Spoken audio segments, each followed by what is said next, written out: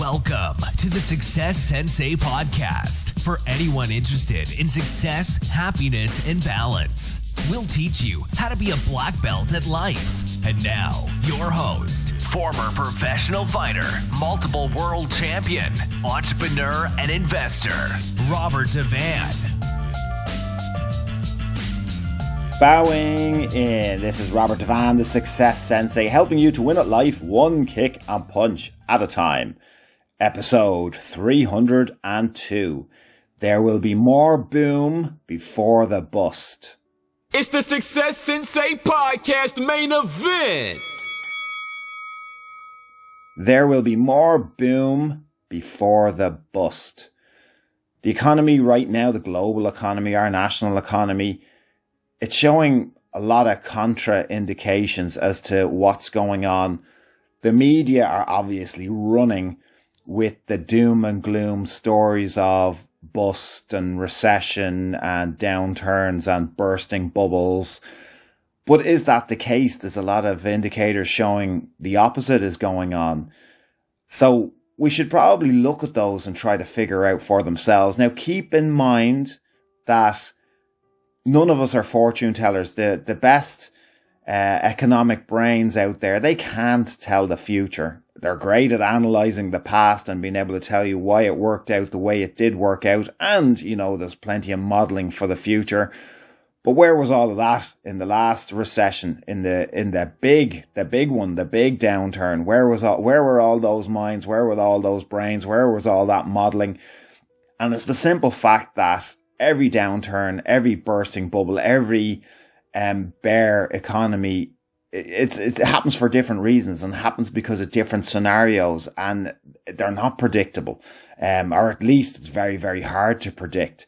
A lot of people think they can predict, and a lot of people remember what it was like 2007, 2008, and the years coming up to that and the years afterwards, and they're basing this plan on, or their plan for right now, on those years, and it mightn't necessarily work out like that. In fact, that particular plan might stop the bubble from bursting for a while at least, and that is what I'm proposing to you.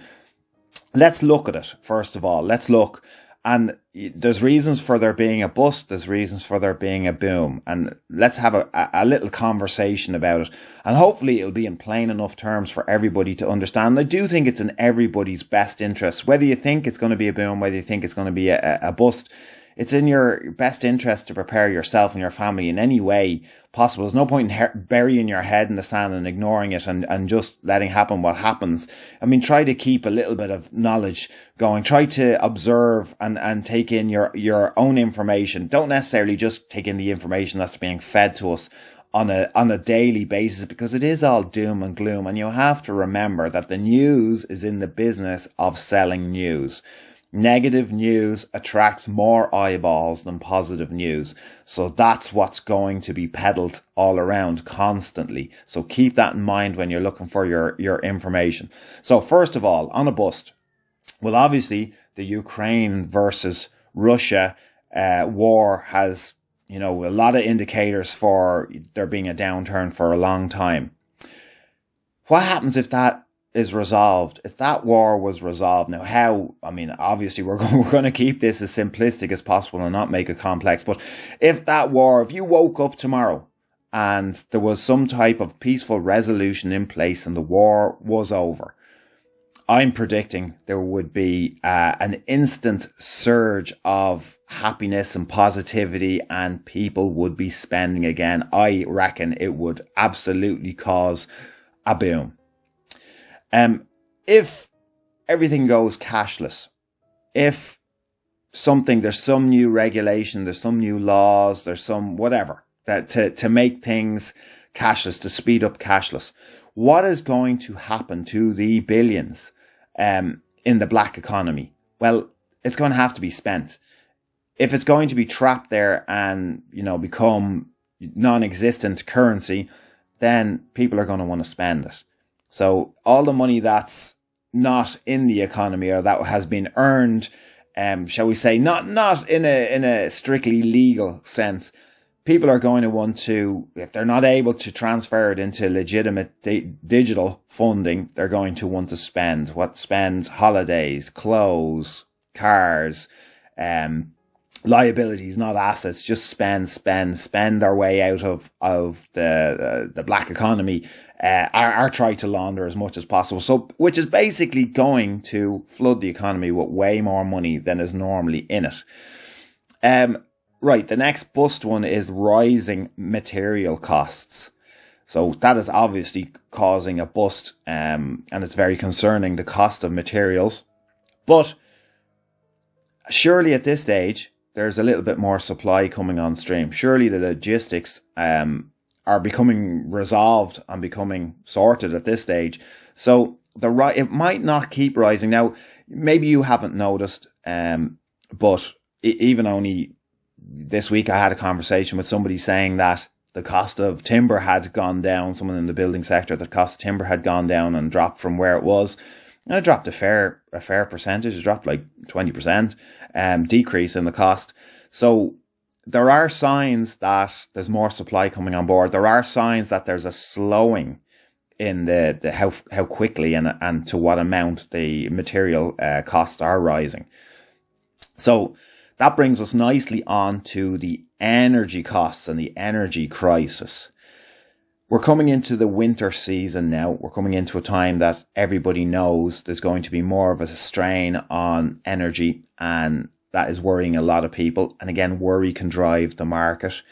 But what's going to happen when winter is over? When winter is over, will there be more positive sentiment in the market again? People knowing that they're coming into the spring and the summer when less energy is required. So to get through this winter could then bring renewed positivity, renewed consumer confidence. And it also gives enough time potentially to sort it for the following winter, to sort policy or even infrastructure. Now, on a national or a global basis, as well as on an individual basis, you can decide, right, okay, I'm not having what's happened this winter happen next winter. Once you get through this winter, you might decide, right, it's all about solar panels. You might decide you're going to stock up on wood. You might decide that you're just going to wait for regulations and policy and things to get sorted on a national level, that the crisis isn't going to be the same, and hopefully you'll be going into the following winter with not as much anxiety over energy. So it is something that can be sorted. It is something that will have to get sorted eventually. So the sooner it does, the sooner it could cause, again, the markets are all about consumer confidence. If there's a lot of positivity over resources, then that could cause a boom before there's a big bust. The shortage of housing is next. Now, obviously, the shortage of housing is a big one. And there will be more supply. There is more supply coming on stream, but the shortage of housing will continue to increase prices. There is a difference between asking prices, by the way, and selling prices. So everyone talking about, the signs of a recession, the signs of a downturn, they're generally talking about the asking prices have been lowered, or asking prices on average are a little less than before. So I had a quick look. One of our major housing websites, myhome.ie, reckons that 2022 asking prices will be up 6%, and that will carry on into 2023, where asking prices will be up by 3%. There is a big difference between asking prices and selling prices. So there's no point in going off statistics when it comes to asking prices. People can ask for how much or, how little they want. A lot of people ask for very little, especially the property auctions put down very low prices, knowing that it will cause a frenzy and increase prices a hell of a lot higher than if they'd put up more realistic price.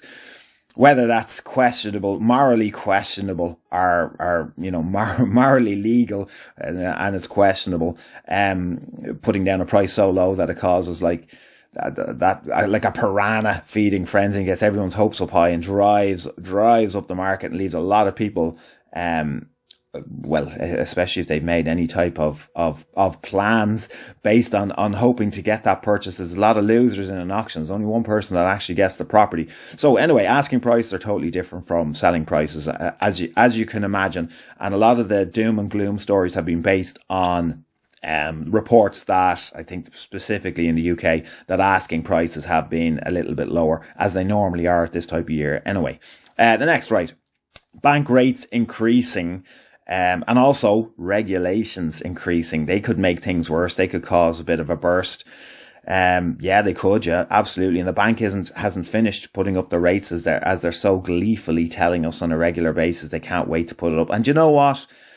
All of these measures, and including regulations, making things more difficult for people, bringing in things, that might necessarily actually be making, life easier or life safer, just bringing in regulations for the sake of bringing in regulations because they look good on paper. That and the bank rates increasing is too much meddling in the market. And what invariably happens is the more measures that are put in place to try to affect the market and to try to control capitalism, it just can make things actually worse, and it can actually have the opposite effect and drive up prices. So what I mean by that is about bank rates. How could bank rates, increasing and regulations increasing? Well, it just means that the type of people that can make a profit out of the property sector are going to be people with more resources, people with investment funds specifically, can purchase more and continue to drive up the price of properties. Everybody's waiting for, the property prices to drop. And there's actually too much money in the system at the moment. There's too much money in the economy. Now, I can hear you saying, how the hell can that be? Because you don't have it or you don't see it.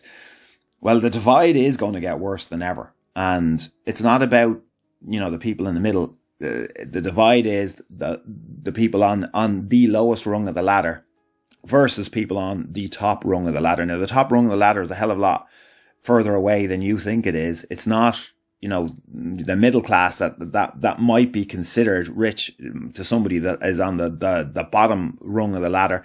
But really, the divide between the bottom and the very top is going to keep accelerating. And obviously, people that are more at the lower end are thinking, how can there be too much money in the system? But there is. Investors and first-time buyers, by the way, are waiting with funds. There are people with a strategy of waiting to see what's going to happen. So waiting with funds, hoping that things dip and then they're going to jump in and buy up some brilliant deals.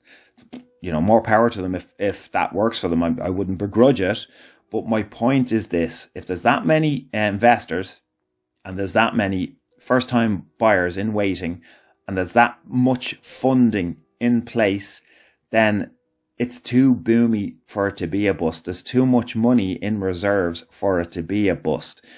A proper bursting of the bubble, and not just a recession. A recession is just a shrinking of two consecutive quarters. So, a recession isn't necessarily a burst or a bubble. Everybody could be still doing well, and there's a shrinking in 2 quarters. It's a good indicator, absolutely, but it's not a bust. It's not a bursting of the bubble that we're talking about.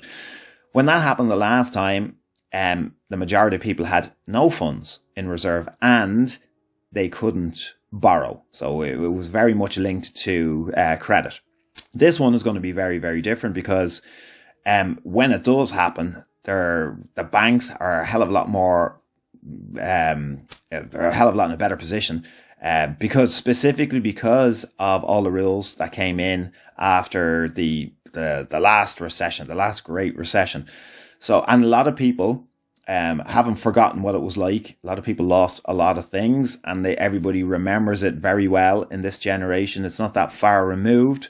So therefore, people have been planning. They've been financially planning, financially hoarding, liquidizing assets to put themselves in a position that when the bubble does burst, they have funding in place. And my point is that many people in that position, even if it's not you listening to this and you can't see it or you don't feel it yourself, there's a lot of people with a lot of money waiting for something to happen. And the thing is that money, once that money is there, that'll prevent a bubble from bursting, certainly anywhere near like it was never going to be like what it was like the last time. There's also a shortage of labour, by the way. So even if people are let go, our employment rate is really, really high at the moment. And there is a shortage, especially a shortage when it comes to construction. So, I mean, that's going to affect things as well and push a burst further away into the future. When it comes to the Celtic Tiger prices of up to 2007, we aren't at that rate yet. We're about 16% nationally below where the Celtic Tiger prices were in 2007. So what does that mean? Well, you've heard that property is supposed to double every decade in value. We're 15 years since 2007 now at this stage, and property prices haven't doubled. They haven't even reached the height of the market the last time. And there's been a massive amount of inflation. Our currency has been massively devalued.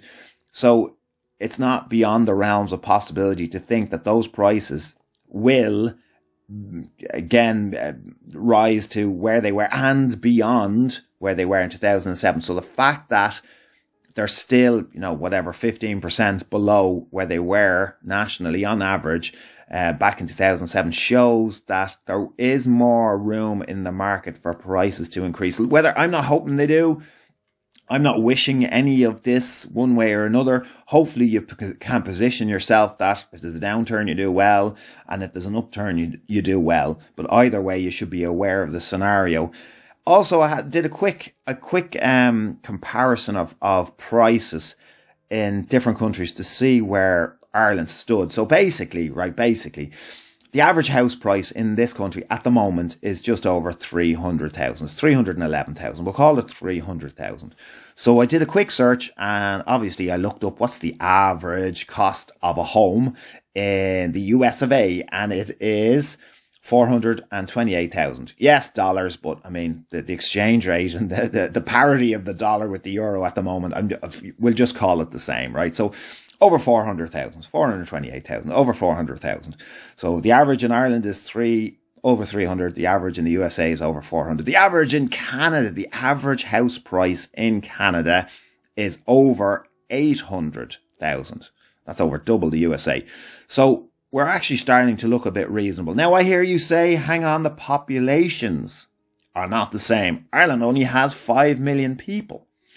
So I had a quick look at New Zealand. Now, New Zealand is comparable to us. We've 5 million. They've 5 million, approximately, give or take, a person or two. The average house price in New Zealand is 600,000. So double what our average price is. And remember, these are averages. These are average. Some are lower, some are higher. I had a quick look at Norway as well because they were comparable with 5 million population.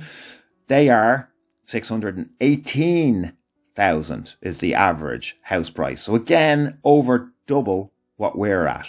Now, I obviously, like everybody else, think our market might appear to be inflated. The cost of houses certainly seems expensive, but my point is they could get a hell of a lot more expensive, especially when you look at comparable or non-comparable average house prices in other countries.